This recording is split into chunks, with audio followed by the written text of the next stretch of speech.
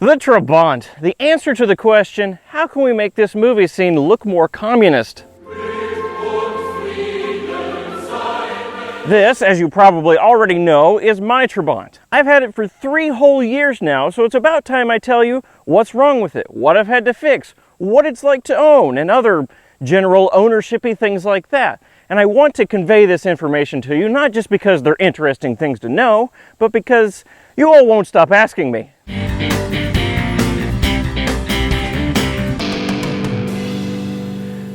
One story I've never told is where I got my Trabant, and it's a question I've been asked more times than this German word has syllables. Well, I didn't import it myself, so the story really isn't that interesting. I bought it off eBay from a Hungarian man named Adam.benko, seen here in an idyllic communist setting.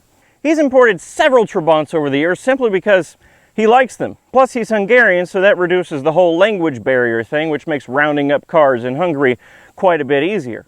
This is also the reason my car has Hungarian plates on it, because the car came from Hungary, and when I got it, it still had the original license plate frames on it, so I bought a matching set of Hungarian plates of unknown origin off eBay, so I could utilize the existing license plate mounting hardware and to reflect the car's origin.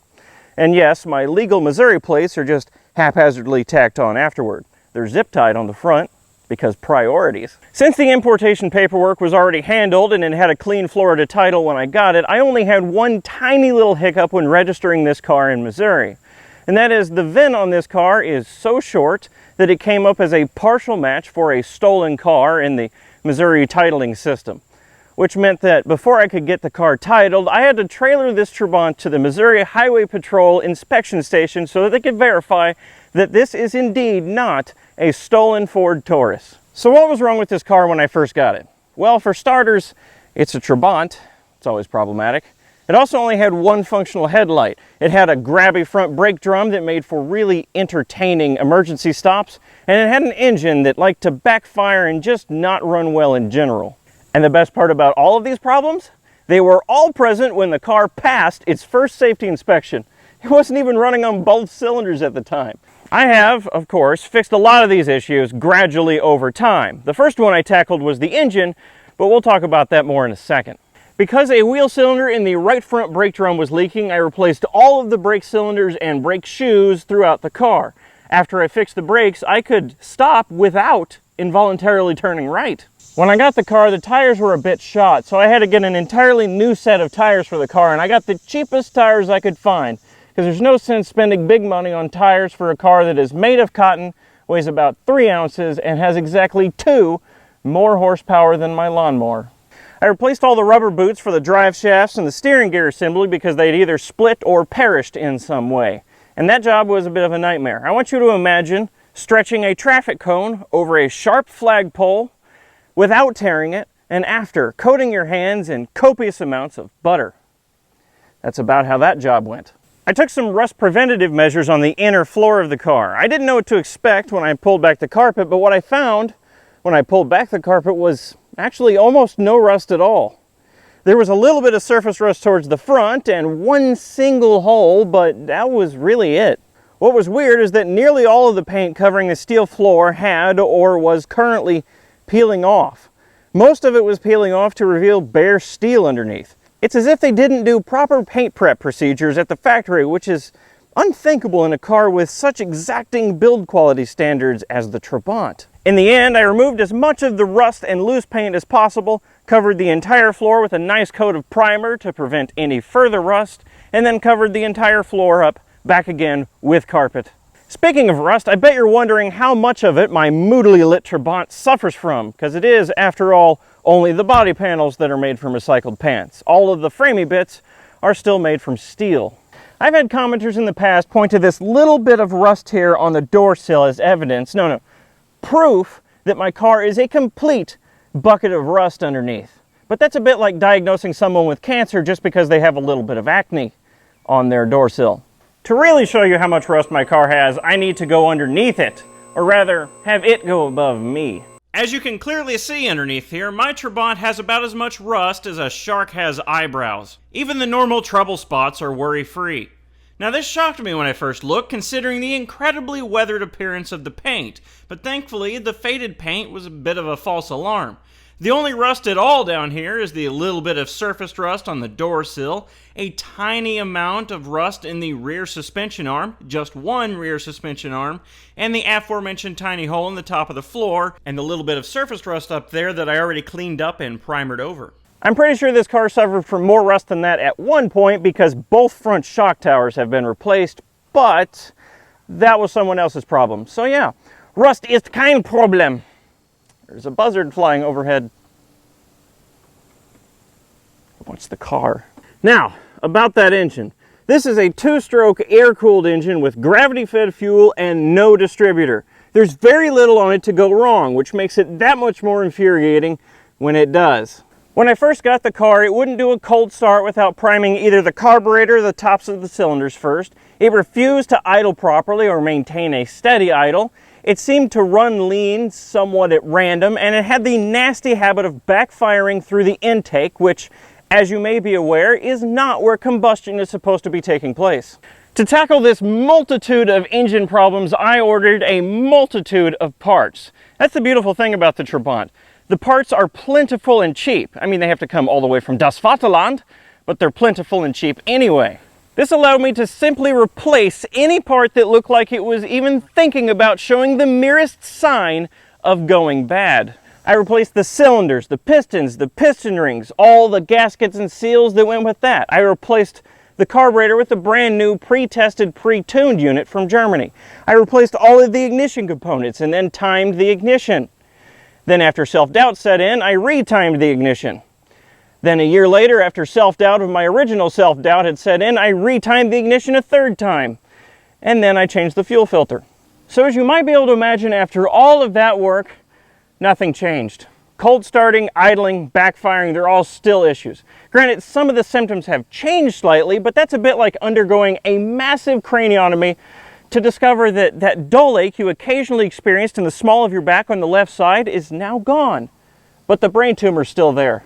After doing all of this work to end up with an engine that is seemingly just a little bit less dirty, I sort of gave up and I've just been dealing with it. I can manage the cold starting issue by priming the engine, as annoying as that may be.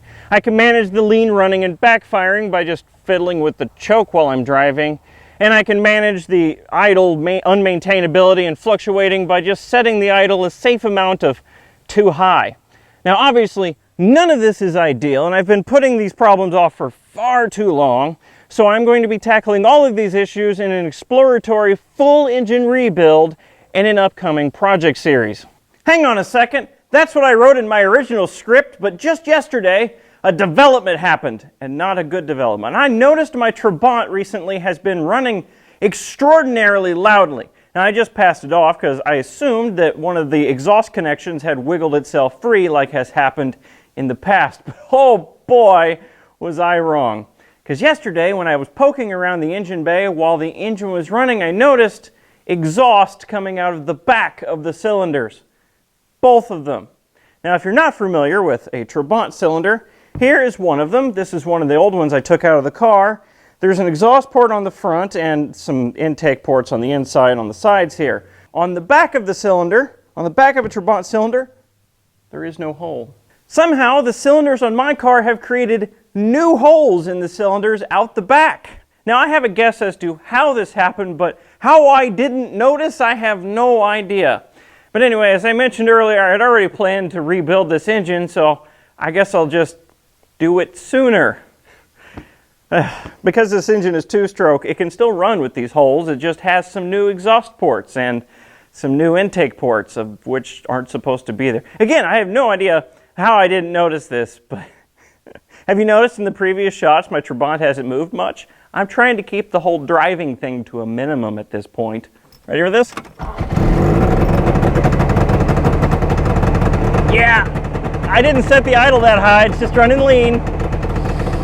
That's problematic. I'll shut it off now.